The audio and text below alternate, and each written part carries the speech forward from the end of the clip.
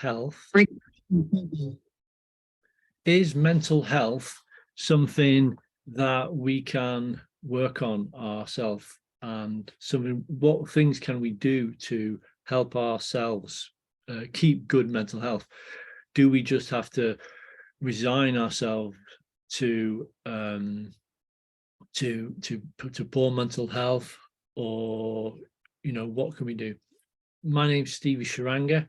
I've been a Hindu monk for about 10 years, and yeah, it's time to talk about mental health.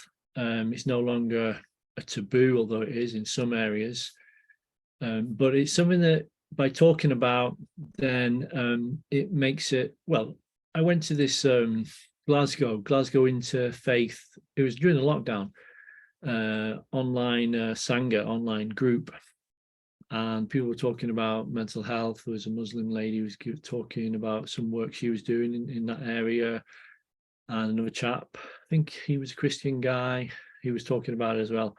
So they were explaining that there was a particular church in New York, Brooklyn somewhere, and the preacher, the vicar, he was talking about mental health and being open about his own background and history of mental health. And so that's a good thing. And they explained that amongst his congregation, then people felt that because he talked about it, that they were also able to open up and talk about it. Whereas if you compare that with other congregations, other churches in the local area, then maybe amongst other congregations, it was still more of a taboo, and people didn't really want to talk about it. So yeah, it does help definitely to talk about these things, to educate ourselves, to learn about it, and to learn from each other's experiences. And then another point is that it's on a day-to-day basis. Although my background of mental ill health kind of started when I was a teenager, when I was like 15, until the age of about 26. I had a depression and some problems with paranoia, mainly due to smoking too much dope. That's what exacerbated my paranoia, and some anxiety culminated in, the worst of it was a couple of panic attacks where I started kind of shaking, kind of in fear of so much anxiety, manifested these physical symptoms, which and kind of hyperventilating, which was quite shocking, and I wasn't expecting that at all to happen. But though I had that happen a couple of times, and also more recently, then just over the last few months, I've had a bit of anxiety, some kind of pain in the stomach actually was a symptom, and I had a session of 8 counselling sessions with a counsellor, which I got through my GP, through the doctor down at the medical centre. They arranged that for me. And also my wife has a mental health condition. I know there's different diagnoses that people might get for mental health, such as depression, anxiety, bipolar, schizoaffective disorder, schizophrenia, these kind of diagnoses.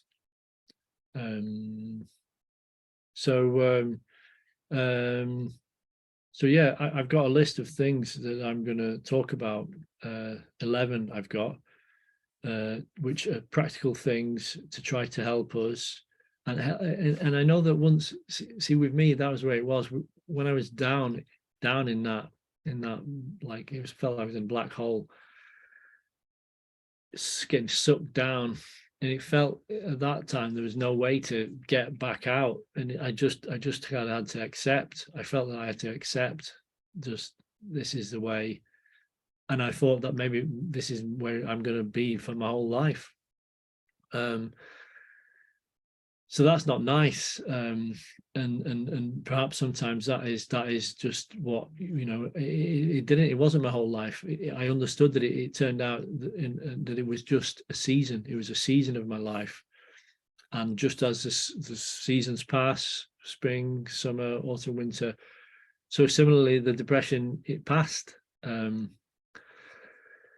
just with time. And in the meantime, I just had to grin and bear it.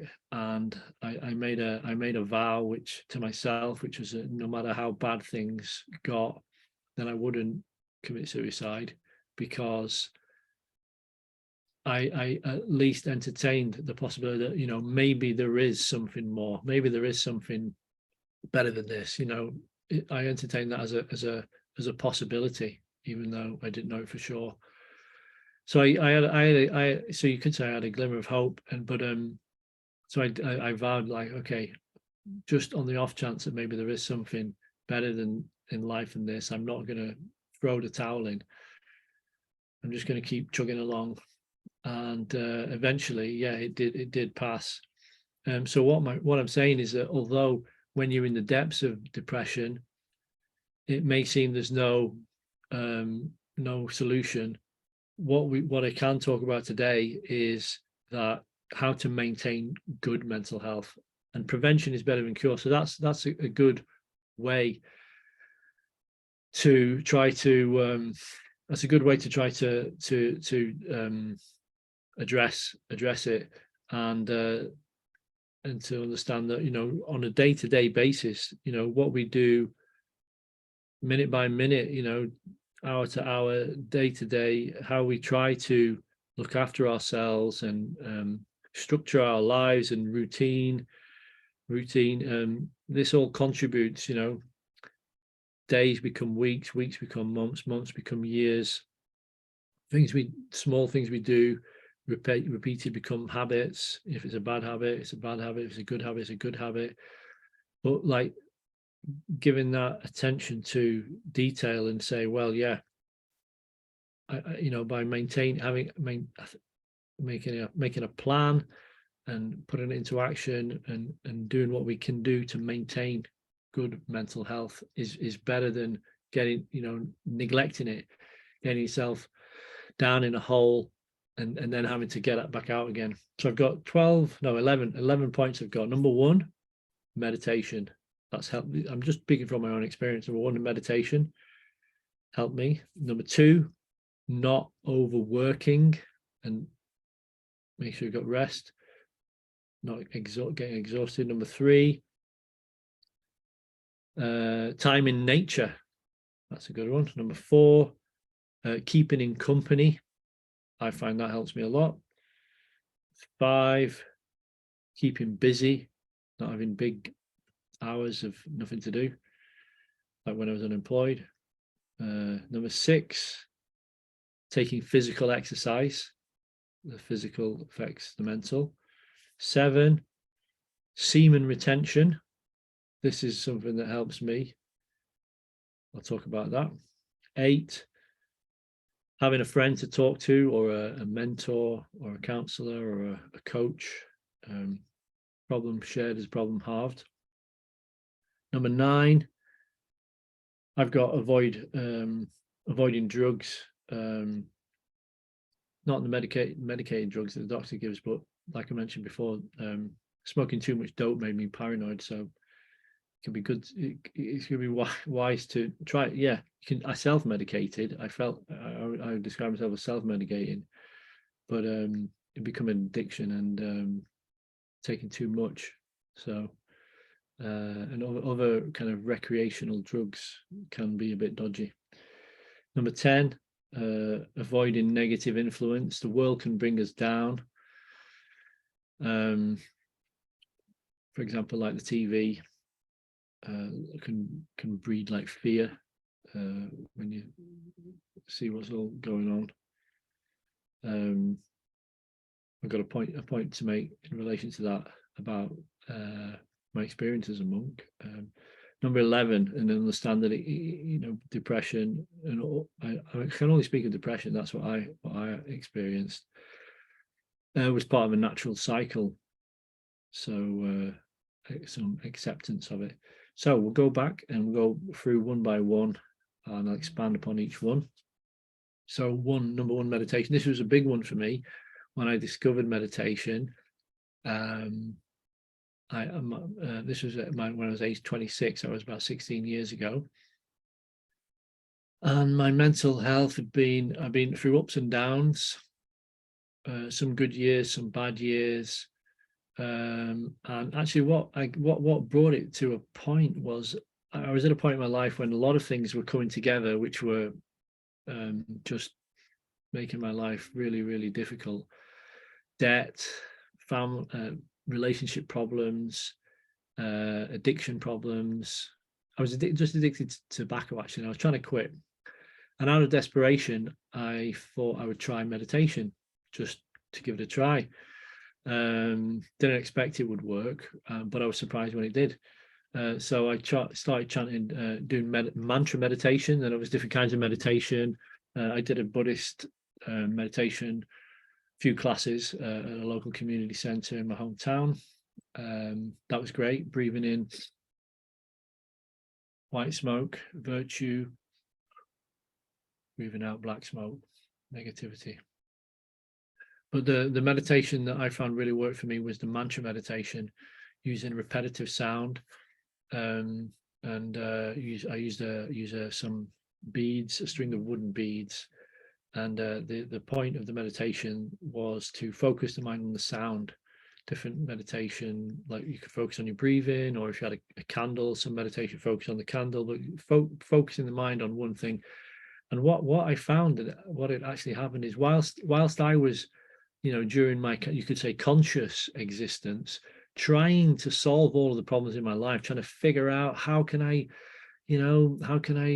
solve this problem, that problem, so many problems that all kind of hit me all at once. And the result was that my mind was like, in you could say in turmoil. It was just in overdrive. And no matter how hard I was trying to figure it out, I couldn't solve practically not even one of these problems.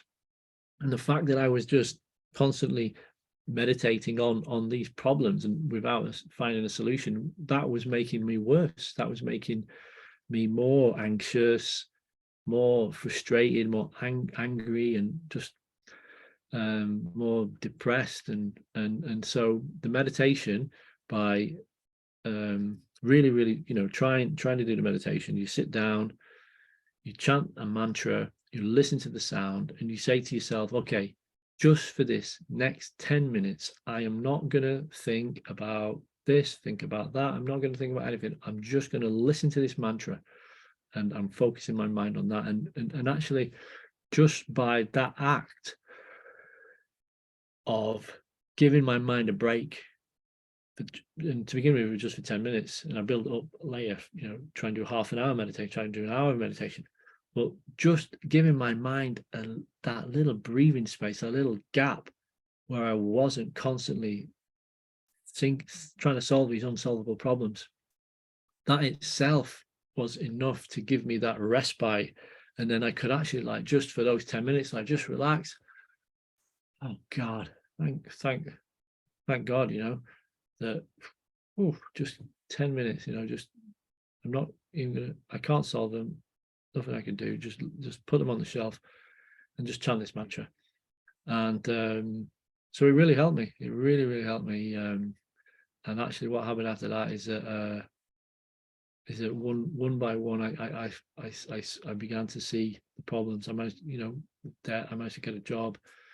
I realized for myself that I shouldn't be rude and aggressive towards other people.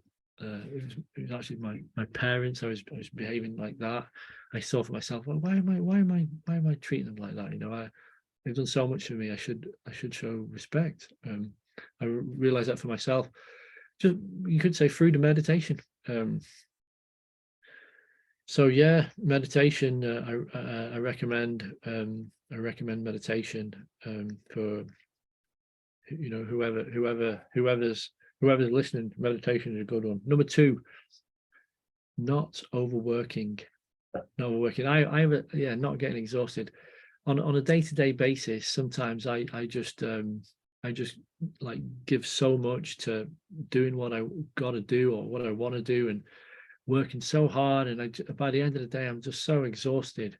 And then in this kind of exhausted, kind of like half sleep half awake state, I just kind of like flake out, like and it's just I'm trying to yeah, I have a tendency just to, give, like you could say, give too much, and not really kind of save anything energy or for myself. And so on a day-to-day basis, I'm learning to manage that, and not, I mean, I need to save that time and energy for myself, and for others as well, time for others.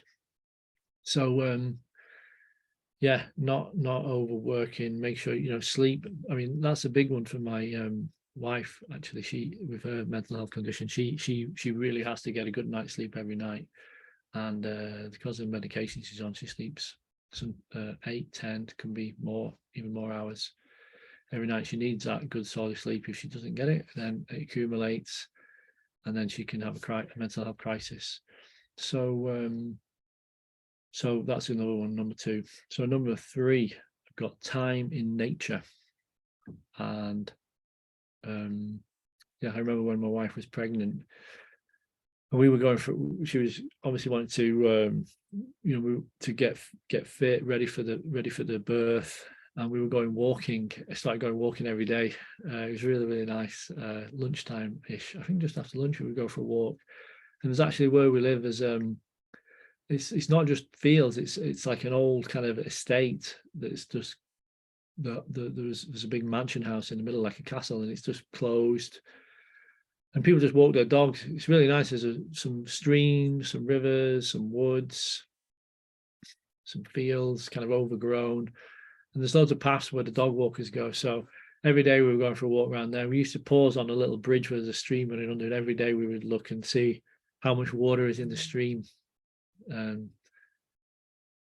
But nature, yeah, like a kind of a forest, what do they call it? Forest bathing, just peaceful, hearing the water, the sound of the water trickling, hear the birds chirping in the trees. Time in nature, just, it helps with reducing anxiety, reducing stress. So that's fantastic. That's fantastic. Number 4, keeping in company. Now, yeah, I've been well, I as I said, I was a monk for 10 years. One of the reasons I wanted to join a monastery was because prior to that, I'd lived, I was, you could say, a hermit, almost like a hermit. I mean, yeah, the street I grew up on in Leyland, kids playing in the street, loads of people, friends, people about, Auntie Pat over the road, Chris, Paul, people. We moved out when I was 9 to like a more middle class neighborhood. No kids on the street, nobody around. And I was sent to a school which was like, well, a mile or mile and a half down the road. And so anyway, on this new place, I became like a hermit, just in the bedroom. Didn't know anybody for the next few years. Just got into whatever I got into, music, films, etc. And but yeah, not so good for the mental health. And I was always like that through I guess through, well, obviously made some friends, saw people, but more reclusive and more of a private person, you could say. So all through those years, and through university years as well, just kind of keep staying in my room, and yeah, not good for the mental health. But I decided I want to join like a community of people living together, working together, eating together. And I found out about the monastery where I have been, in Scotland, on top of a hill. So I moved up here, and I thought, yeah, it'll be good. It'll be good for me for a lot of reasons. One of the reasons, it'll be good for my mental health to be keeping company, And we moved in there, shared a dormitory accommodation, bunk beds. There's three of us in a bedroom together. And so, I was never alone, never alone. Although, you could say he's went from one extreme to the other, like too much time alone to like no private space and no private time at all. So one extreme to the other, somewhere in the middle is probably better. But it was an improvement. It was an improvement for me to go from too much time spent on my own to being in company. And it was good. It was good. It was nice to have people around, making friends, and working together, and like I said, eating together, doing all these things. Keeping in company makes me not, because I can internalize and go into my own thoughts too much, and that's a tendency I have, overthinking and things like that. So keeping in company helps to moderate that. Number 5, I've got keeping busy. So one of my worst bouts of depression and negative thoughts was the first time I was unemployed, and it was a period of 6 months of unemployment. Out of work. So it really affected me, like, negatively, being unemployed. My job before being unemployed was I was a labourer. I was a labourer for a landscape gardener. I'd graduated from university, done philosophy, but didn't really know what to do with myself afterwards. Didn't want to go down the kind of what I saw as like the rat race road of graduate training. And anyway, I got a summer job as a labourer, doing landscape gardening. It continued into the winter, and then by kind of late winter, I just had enough of it, so I just quit. But then I didn't have anything. I had not arranged any next job to go into, so it ended up being a 6-month unemployment period. I was going down the job centre, I think, once a week in Chorley. I got to know the security guard on a first name basis, but I just felt that so much vacant time, so much empty space during the days, no kind of drive to do anything or go anywhere or meet anyone.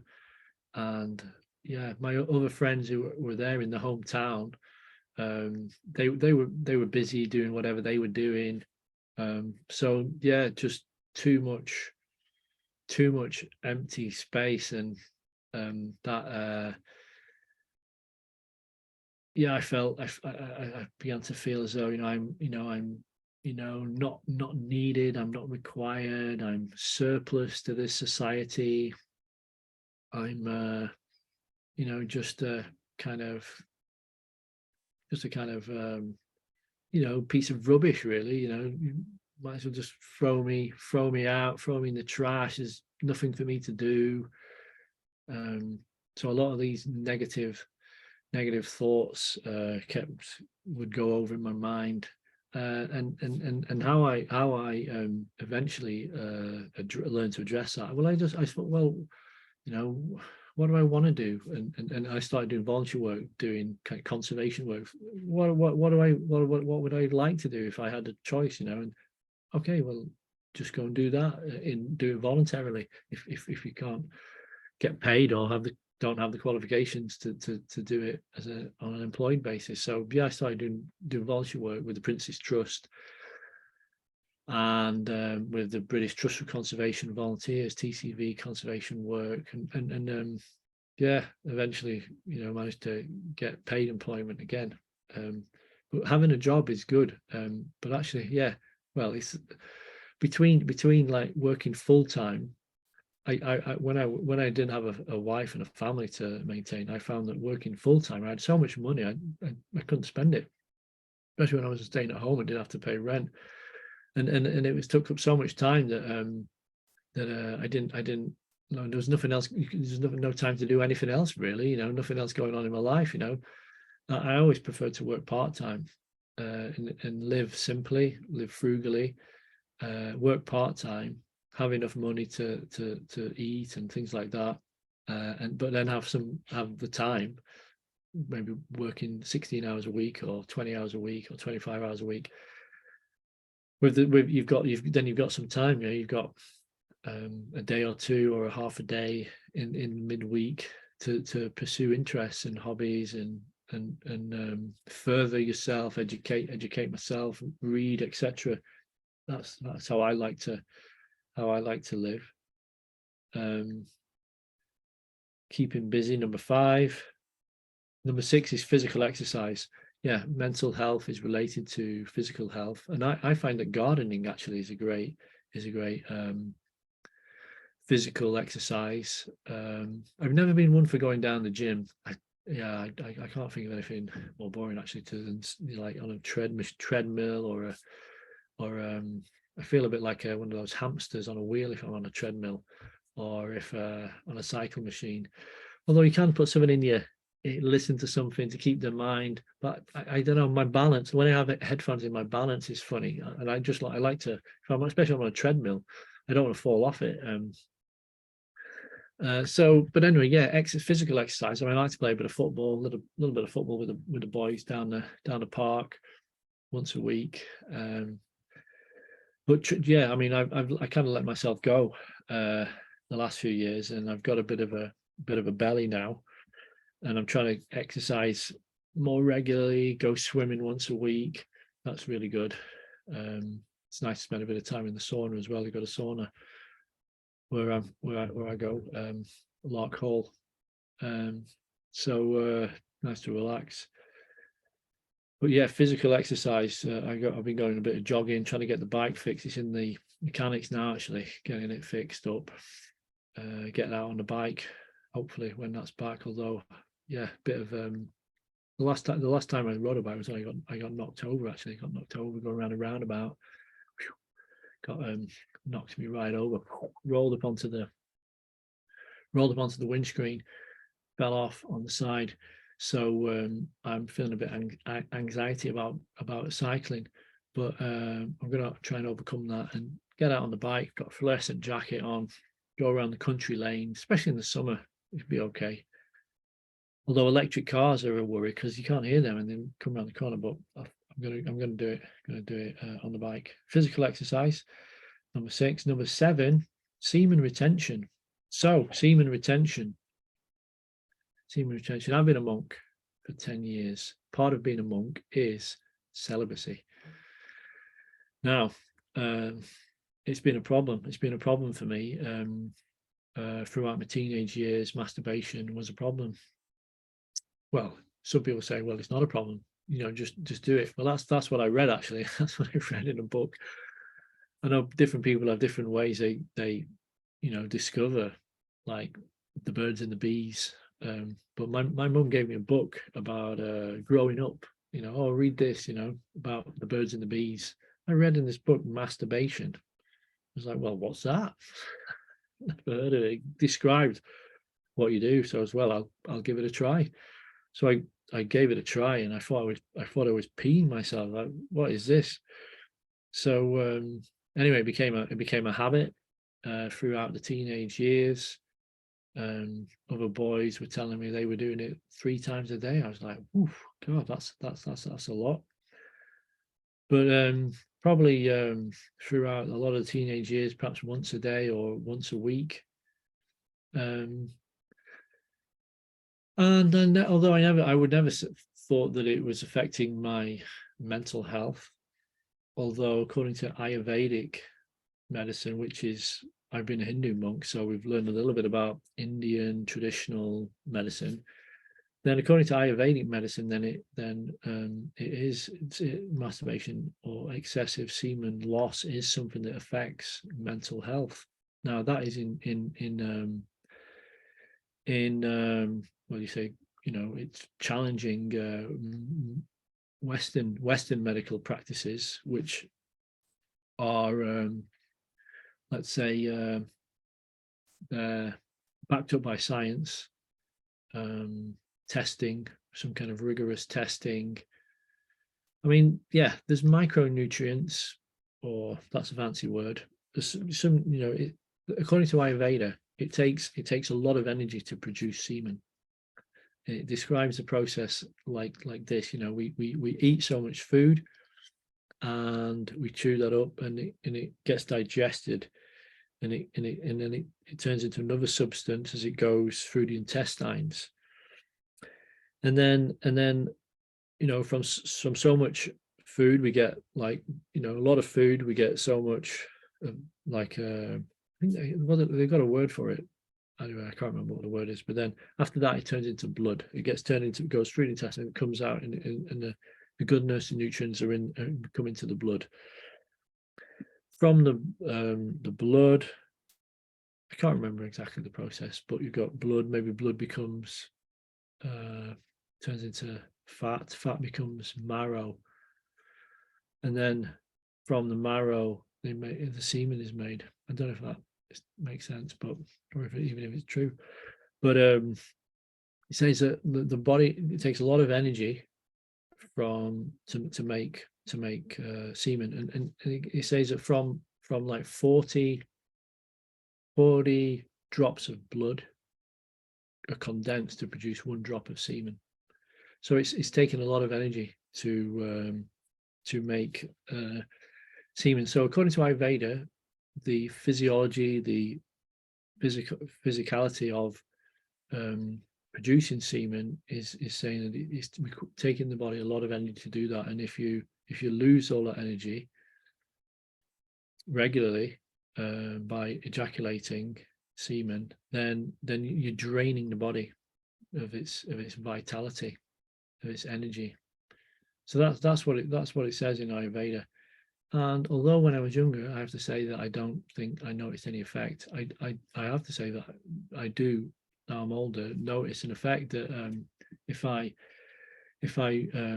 lose my semen, especially if it's through masturbation, then I the next day I do feel weaker. I feel drained. The first time I noticed it actually was when I went sailing. When I was, I think, 16, 17, 18, 19, 20, every summer I went on a sailing trip for about a week. And the thing is you're in a boat. We were in like a 70-foot yacht. It was a project called the London Sailing Project. Disadvantaged boys, young offenders, police cadets, army cadets, scouts, and also boys from boarding schools, posh boys, all in the mix on a yacht. And then you're told, right, you've got to sail this thing to France. And it was good. There was 30 of us in this 70-foot yacht. But the thing is, for that week, I'm in this tiny little bunk. So there's no way I could masturbate, even if I wanted to. It was a big no-no. Yeah. So I found that during that week, I would feel myself getting physically stronger just because I wasn't masturbating for a whole week, and not just because we were doing physical work of pulling ropes and I don't know what it was. I felt brighter and more alert actually during that week, and I would get progressively improvements throughout that week.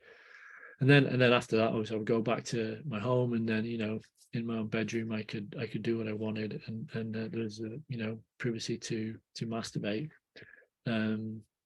But so yeah, I do notice a physical effect. Now another effect, what I've learned about semen retention. I was a monk for 10 years. The longest I managed to retain my semen during that 10 years was an 18-month period. Usually I managed 4 or 5 months before I would what we would call as a fall down. It was a breaking of the vows, although the vows weren't enforced strictly. I mean, I've heard about Christian monks who were if they were found to be masturbating, they would be asked to leave the monastery. It wasn't as strict in my ashram, and I confided in that, seniors, I've got this problem, and they would kind of offer support and say, well, just pick yourself up and carry on, and don't let the negative things hold you back. Still be positive in doing what you can do. But and so during those 10 years as a monk in the ashram, then actually I found that there wasn't sufficient education about around the area of semen retention, how it works and what's going on.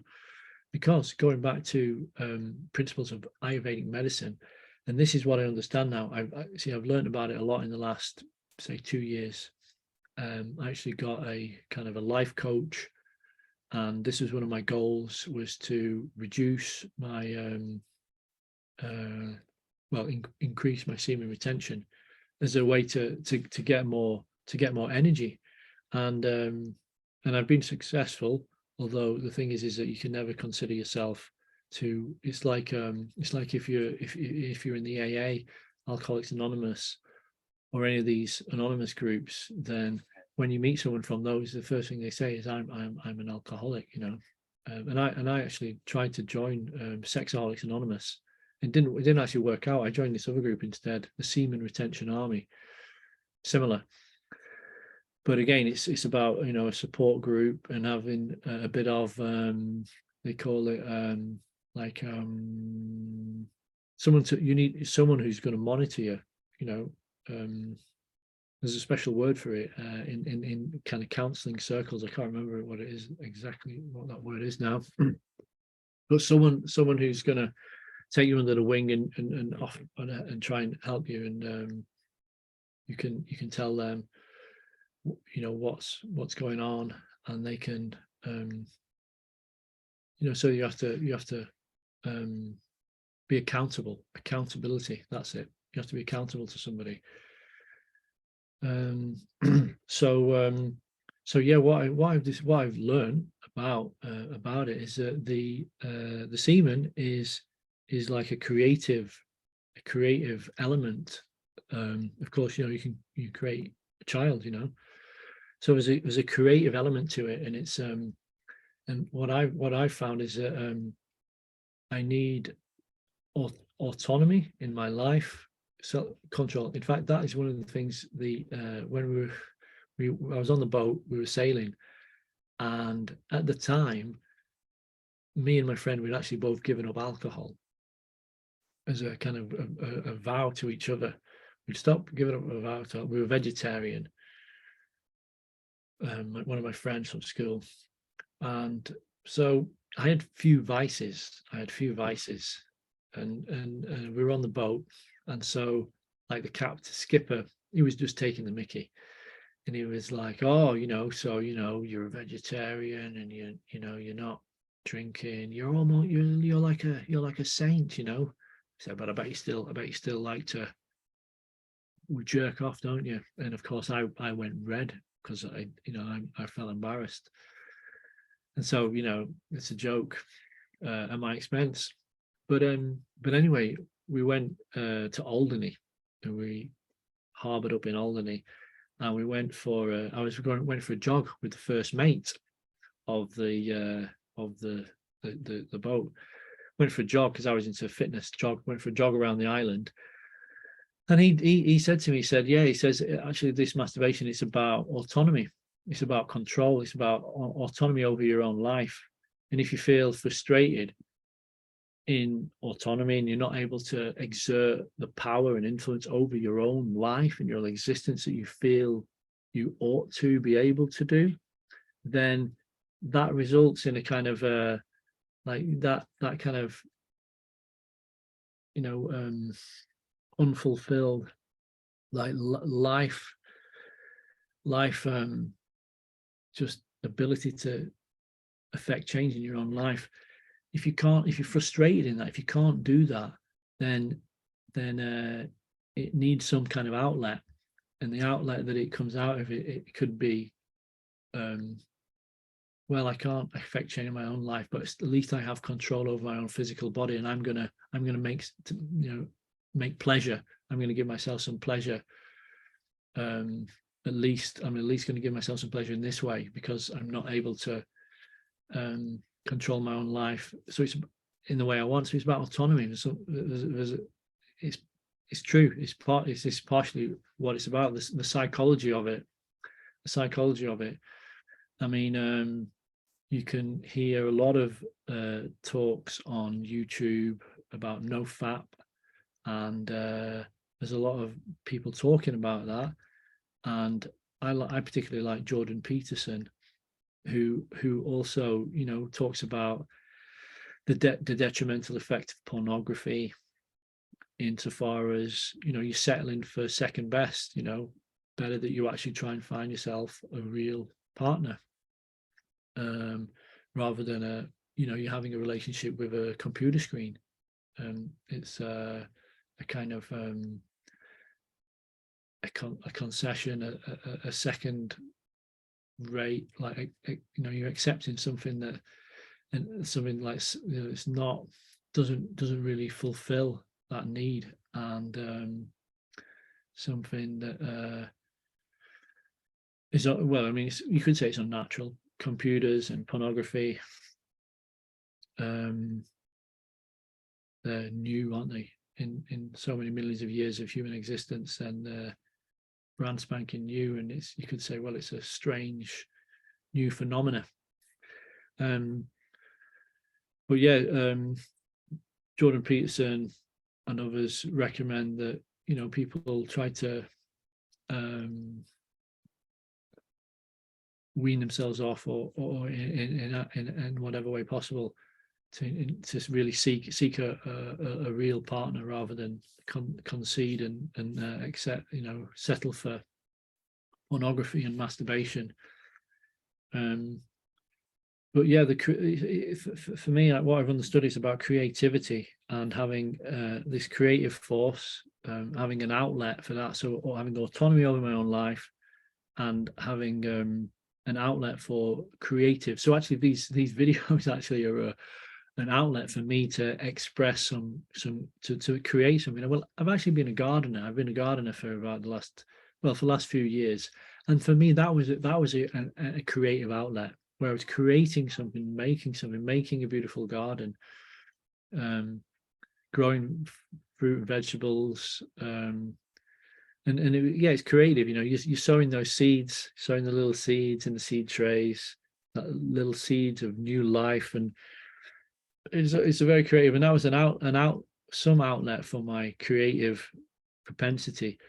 But I actually feel I've got, I feel I've got like a lot of, that's just how I feel about myself. I feel I have a lot of creativity that I want to express and share. And I'm actually trying to write a book as well. That's a project. I need to have these creative projects that I'm inspired about, and that can get me out of bed in the morning, and I'm like enthusiastic. I need to have these creative projects that I'm working on. So, and that keeps me happy. That keeps me happy and gives me a focus. And if I don't have that, then I'm like, I feel kind of like lost, and I'm kind of just meandering, and I've got no direction. And then when I've got no direction, then I'm like, well, watch a bit of porn, or just kind of just space out, and not and then I can end up like masturbating, and then I feel the next day I feel no energy, and I feel drained. So learning about semen retention and being in the semen retention army for a year was really good for me, with someone to be accountable to, with a tracking sheet, and just learning about it, and the element of needing a creative outlet.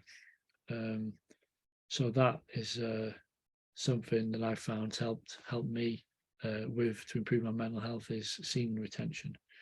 So that was number 7. Number 8 is having a friend to talk to.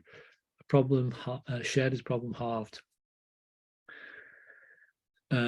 We sometimes find that, well, maybe we don't have a close friend who we can talk to,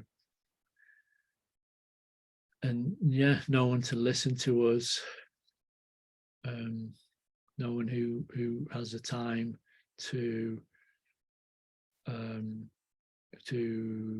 value us. Like, yeah, I mean, I've got a person who's kind of like a mentor for me, and although he lives in another country, I speak to him now and again on the phone, and he's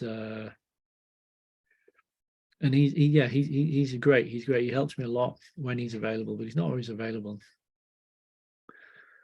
I think this issue, this problem, it relates to, I'm going to broaden it out. It relates to extended family. I think in the past, I read a book actually, Sebastian Younger Tribe, it was called.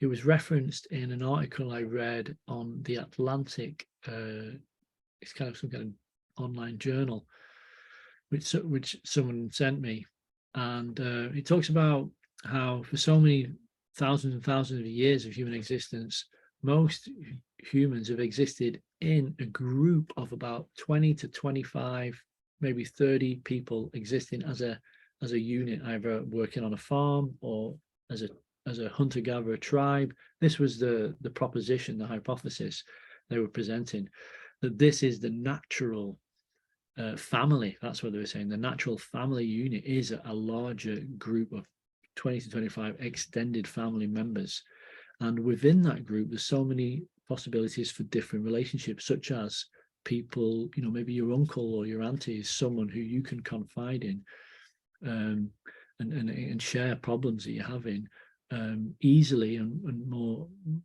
easily than you can do maybe with your parents. And so anyway, the article in the magazine, in the online magazine, was proposing that the kind of the family model we have now, the nuclear family, like 2 parents and kids, maybe 4 family members, maybe 5, maybe 3, living in a house as a nuclear unit, that family, that family model, which is kind of purported as this is the family model, this is the family, is saying actually no, that model has only existed since really they were saying like the last kind of 50 years, and it can only really exist in an affluent country with an affluent family, and it's not sustainable, because there isn't the diversity of relationships necessary for everyone to continue. And so anyway, yeah, it was saying that the family breakup of that nuclear family in we see it in Western society, it's a terrible thing, and it's a sad thing, and it's something that is happening and going on, and no one really seems to have any good ideas how we can address that problem. But the magazine was saying that yeah, it's better to live in an extended model, community model. And I've lost my train of thought. What am I talking about here? The family model, 25, 30 people. Yeah, so yeah, we need to, it's better. I mean, I came to live at this community because I kind of had an experience with in a group at a festival, and I thought, yeah, this is actually how we're supposed to live, in a larger tribal group, and I thought, yeah, this seems more natural than the kind of small group. Yeah, what I remember now. Yeah, what it said in the article is that actually the only people who for whom that model is sustainable are like rich families, because they can afford to buy in the services that aren't available. So, for example, if they need someone to talk to, they can afford to hire a psychiatrist. If they can't, they can't manage to, they can clean their own house, they can get a cleaner. So afford that, and they can afford to buy in all of the services where there's holes and there's gaps. So and the model isn't working.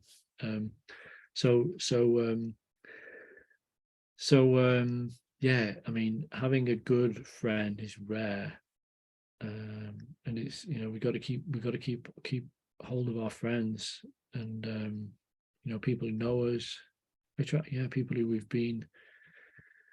People who know us in and out, from when we were kids. I mean, a lot of people. I mean, and me too. I moved away from my hometown to go to university. Then we move again for career, and we move. We move for a better house, bigger house, and yeah. When I was 18, I went to live in Sweden for summer, and what I noticed there was that I was an au pair, so I was living in a family, in a house of a family, and they were they lived in that same house the whole life, which was different to me because by that time I lived in 3 different houses, but they'd stay in the same house the whole life. And there was another family with whom they were friends, and they'd also lived in that same flat their whole life. And that was more of a tendency there in that neighborhood. Couldn't just be, I don't know if it's across the board in Sweden that's more of the case, but it did feel as though that community which I became a part, because we were members of the local ski club and the local orienteering club, it was actually just up the road. And every Friday they would have a supper together, and they had rosehip soup and bread, and you could get a can of beer as well. But everybody came together, all different generations, kiddies and parents and older people and teenagers, everyone, all the different age groups. They're all there having their soup, rosehip soup with a blob of ice cream. Actually, they put a blob of ice cream in it. But it was lovely. It was really, really lovely to see all the different generations, all there, happy. Teenagers weren't going crazy. Everyone was just content. And there was some, yeah, I'm saying there's something I saw there. I saw something there which was of real value. And it was this, people were stable. They had developed, you could see they developed meaningful relationships with each other. And it was you could say it had a profound effect on me, that I'd seen something that had real value there, moreover than whatever whatever materialistic whatever value people put on the materialistic things, whatever they may be, a big house, a big car. These are of less value. Okay, next point. Share troubles with a friend or a mentor. Number 8. Yeah, try. So having people around who we can confide in and trust. Usually older people, or it can be a peer who may give advice, who may not give advice. Yeah, so I had to have a counsellor the last just 2 or 3 months ago. I had 8 sessions with a counsellor through the GP, a local counselling service in East Kilbride. And the guy was so helpful, so useful, so wonderful. The chap was amazing. He was just, he'd kind of, felt as though he was a Christian, actually. And he explained to me that he felt that God had kind of, he felt that this, in prayer to God, that God had wanted him to take on this role, so that people who otherwise, have no one to hear them, he would listen, and in that way show that he valued them, even though he didn't even know them. He valued them, and he had a respect for human beings, because he felt that human beings deserve respect, and that is an amazing and wonderful thing, that he was doing that, and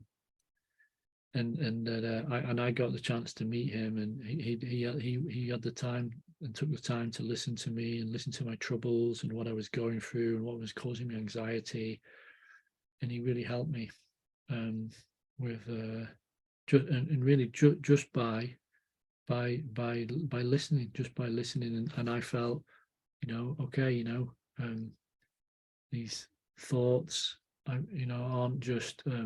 I was having the thoughts, am I going crazy? Are these things that I'm seeing that I'm upset about, are they wrong, or should I just accept these things are going on? And I was able to share my mind with him, and he reflected it back, and gave some advice, but mainly it was just the fact that he was acknowledging me, acknowledging me that I exist, and I am a component of the universe, and that and he felt that I deserved to be heard. So yeah, speaking is a great therapy. We can just keep things inside, bottle it up, and then just mull it over in the brain, and it doesn't really help. A lot of the time that might not help, but yeah, it's good to express, good to share how we feel about things, what we think about things that are, events, things that are going on around us. Express, share, and yeah, reveal our thoughts, and it has therapeutic value. So that's number 8. Number 9, we're going on to number 9 now. I'm not going to bother with this one. Number 9, avoid drugs. Yeah, at a certain point I was just smoking. I was a regular smoker, just with friends, a social smoker. I never even usually bought dope. They would usually run by. Although at a certain point, I did start trying to buy it as well, and going to a place to buy like a small amount, like a tenth or something like that. But yeah, I was always a social smoker. But it was a certain point when I had a friend who used to come round, and he would roll up a joint, and we would smoke it, and then after he'd gone, I found myself like getting all the little bits, all the little stubby ends out of the ashtray and trying to make another one. And I thought, well, I must be addicted now. I'm getting addicted. I just want more. But yeah, at that same time, I was getting paranoid, and it was quite funny. Yeah, I thought I was having lots of how to say, like, you could say revolutionary thoughts. I was like, I just wanted to destroy the government. I thought these guys have got it wrong. They're a bad bunch, and having lots of these anarchistic thoughts, and then coupled with the with the paranoia, then I got it in my head that I was being watched by the FBI or something. And I thought there was where I lived, there was at my bedroom, and then there was another bedroom like across the kind of street, and there was a window over there. Sometimes I would see these guys. Well, actually, I don't know if I really saw them, but it seemed like there was a couple of guys, like you see on a film, with the kind of like white shirts with a tie, kind of looking out with a camera or something. But I think I could have just imagined it. Anyway, in my paranoid state of mind, I thought these guys were FBI guys watching me because I was having these, like, a thought police. I thought they were like somehow they'd. I imagined that 1984, George Orwell. I thought that the government will have the ability to scan people's brains, and anyone with revolutionary thoughts, they were able to pick up on them, and then they would kind of do what's necessary to kind of subdue these people or control them, or if they need to, just take them out of the picture.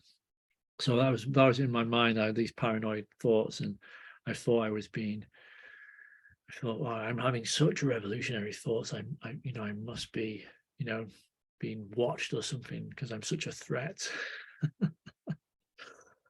So yeah, number 10, avoid negative influences.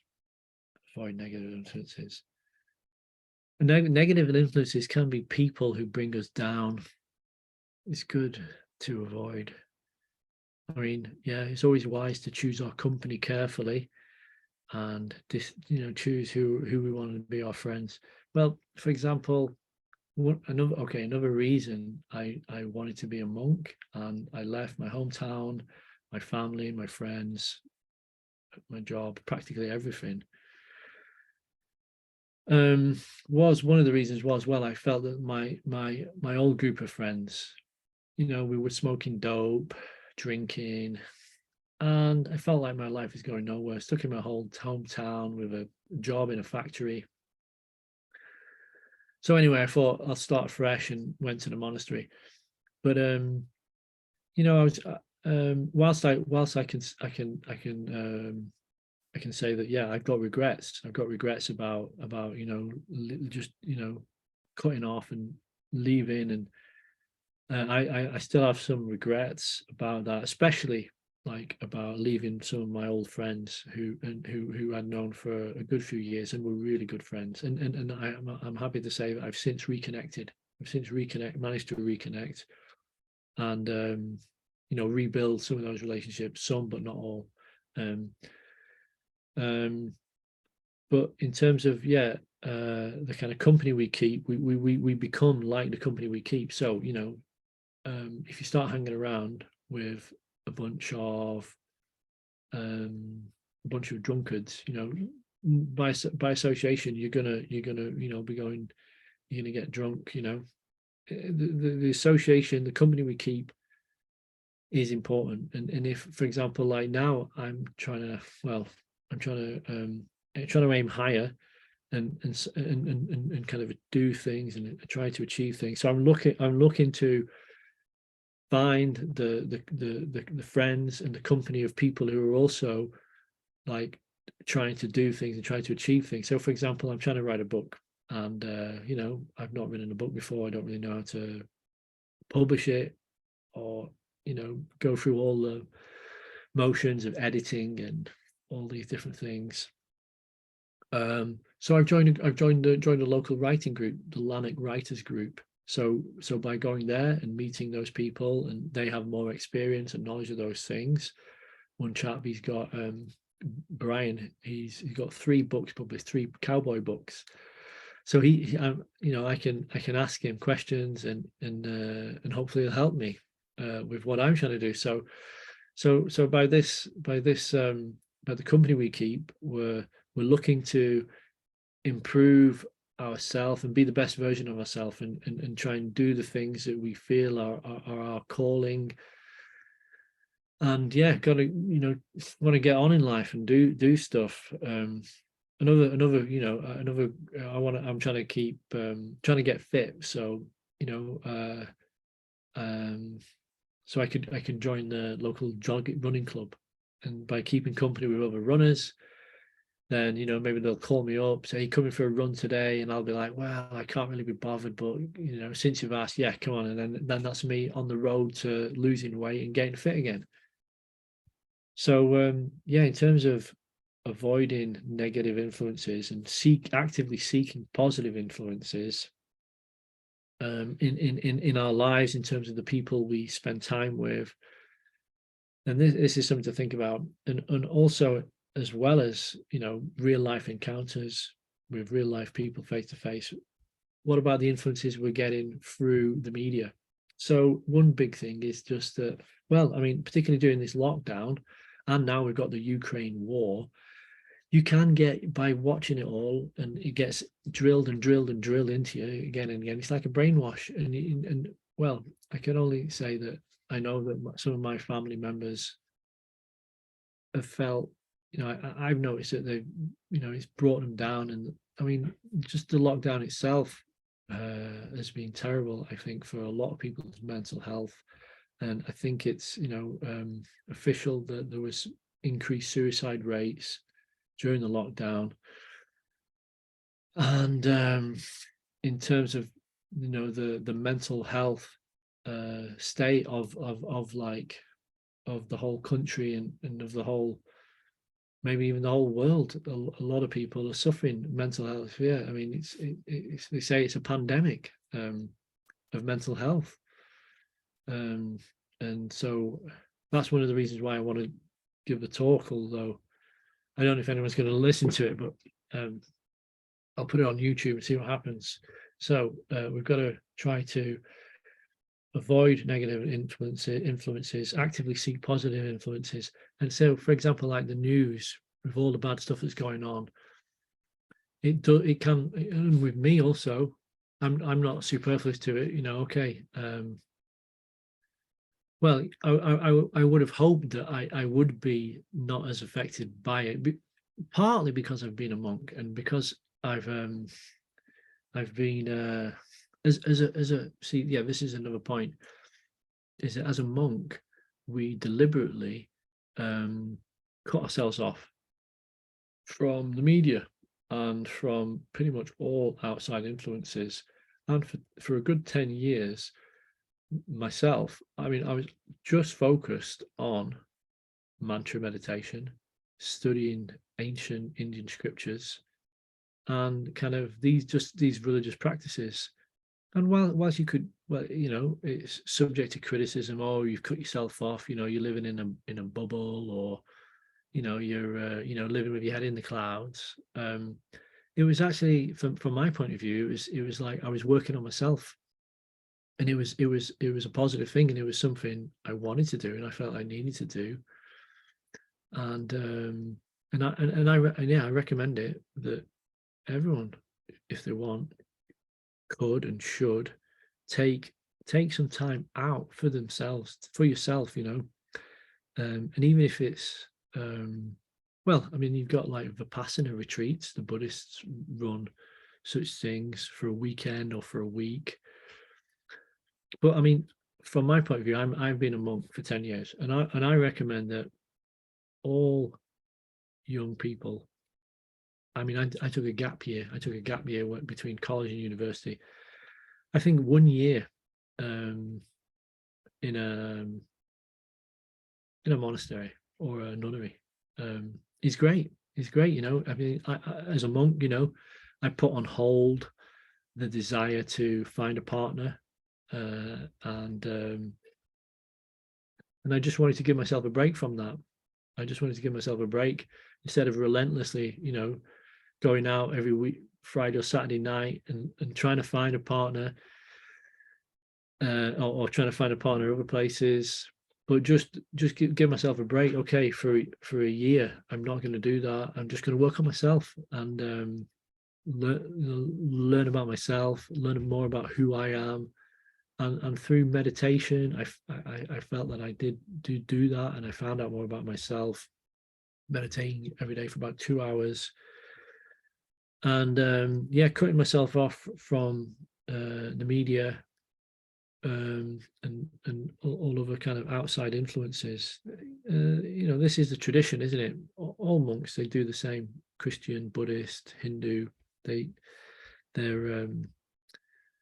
kind of quite self-isolated, quite insular, and in that way they keep a lot of old traditions, alive, whilst the rest of society supposedly moves on, or well, supposedly progresses, but I would just say it changes. I'll actually say that society gets worse and worse and worse, but that's for debate. That's for debate.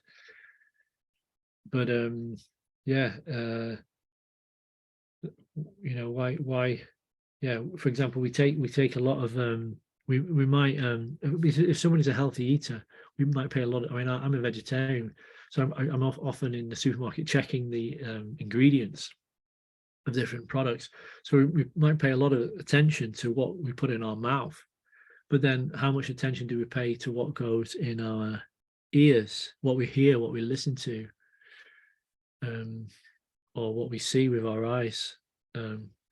So being aware of what is a positive influence and what is a negative influence, and then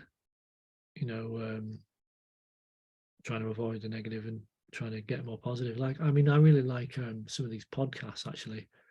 I like listening to Joe Rogan a bit, and I like this Rich Roll. I've listened to a few of his, listening to positive people.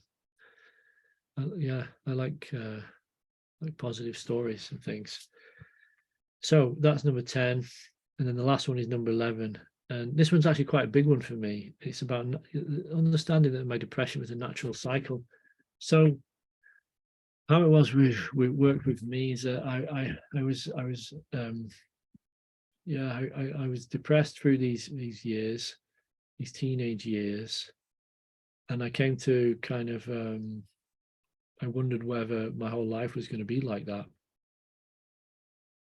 And what happened was I was in the local library, which where I'm from in Chorley, it's actually a really good library. It's a big library. I didn't realize that it was actually the county library. I thought every town had a similarly large library, but it was a great library. And I was in there, and I found a shelf, and it was a shelf of books about paganism. And I just picked up a book, looked interesting, and then in this book there was a prayer, and it was an amazing prayer.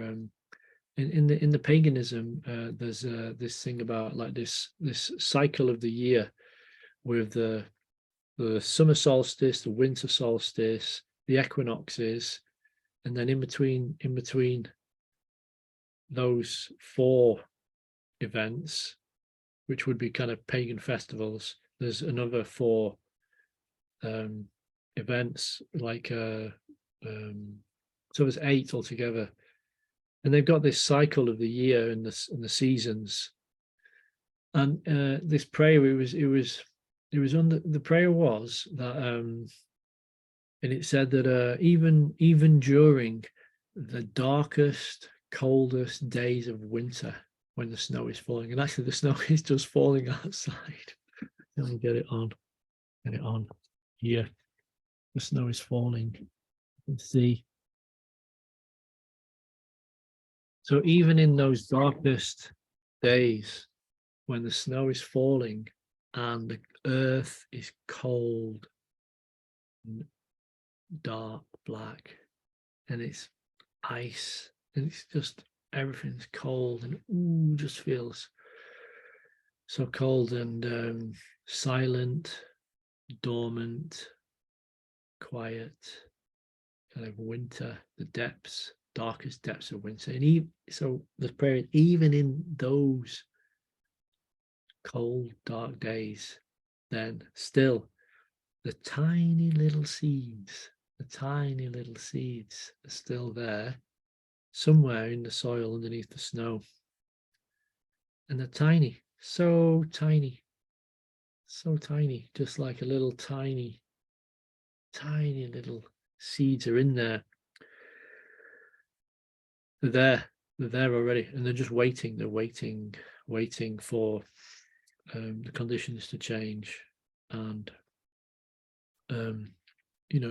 spring to come and things to warm up, snow to melt, the ice to melt, things to warm up. And so what that pagan prayer made me realize is that yeah, this depression, it wasn't going to be my whole life. It was just going to be a season of my life. I just had to wait for it to pass, wait for it to change, and slowly it did. It started to change, and those seeds of new life, according to prayer, they were already there in my life. There was already some seeds of a new life waiting to start to grow. And so yeah, eventually my depression passed, and like new things started to happen, new opportunities, and I started to go to different new places and meet new people, and I kind of came out of the depression. So that's it. Yeah, if anyone is suffering with depression and other anxiety, mental health, and I hope you can whatever if anything I said is of any benefit, and I really hope it is. And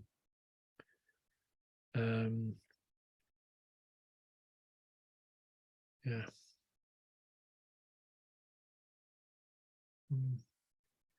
Yeah, well, another another thing is that see, I'm a theist. I believe in God, and that one big thing actually is that they call it the dark night of the soul. Is that my I did philosophy at university, and my lecturer, he used to talk a little bit about this, which is to see a depression as okay, I was, like he described it, like, and it's how I was, you're out of the picture, for however long, a few months, a few years, you're out of the picture, you're out of the mating game, you're depressed, you're motivated to even find a partner. This is supposedly according to evolution, we live um to breed, somewhat reducing humans to like a you know minimizing our what might be our nobler aims. But the depression is a time to an existential crisis where we ask those big questions like why am I even here, what am I even doing, what is the point of my life, what is my point of my existence. It is a time to ask those questions. What is it, and it's because we don't have the answers that I'm saying that's part of the reason we are depressed. We don't know. We don't know. We don't know what to do. We don't know why we're here. But these are the big questions. And okay, religion traditionally has answers to those. And in more recent times, we've got scientific thought is kind of dominating the marketplace of ideas. And from what I've received from like the scientific community, the answers to their answers to these kind of questions are kind of feel sidestepping really, and not really well, I mean, in answer to the question, kind of like, what is the is there a meaning, is there a purpose to life? Well, not really, just there's no real purpose, just an accident. Life is an accident, the universe just a kind of an accident. Whereas from a theistic point of view, it's, well, no, God has designed it, and God has, you're part and parcel of God. You're a son of God, or you're a someone who's been created, or maybe you're eternal, but you're just there is some kind of a divine, sacred, something sacred in life, that is something sacred to be to be found out about, and that gives meaning, that gives purpose. So yeah, I'm a believer. I'm a believer that this is the reality, that that it isn't just materialist, atoms, dull inert matter, and that is the all in all. I think there's more. There is spirit, and there is God, and that is something that gives a lot of strength and a lot of hope. And even if it's not true, that's my point of view. I studied philosophy. I've listened to all the different philosophies, all the ins and outs, and I'm a theist and a believer, even if only I'm deluding myself, because it gives me hope, it gives me purpose, and it gives me some direction and intention, with which to want the best for myself and the best for others, if only for that. Although scientists may say they also want scientifically schooled people may say, well, I also want the same, good for everyone. But anyway, that's another thing to debate. Right, so there we go. That's the end of the talk. This was my list here on my plate. So that's it. Thank you very much. Thank you very much.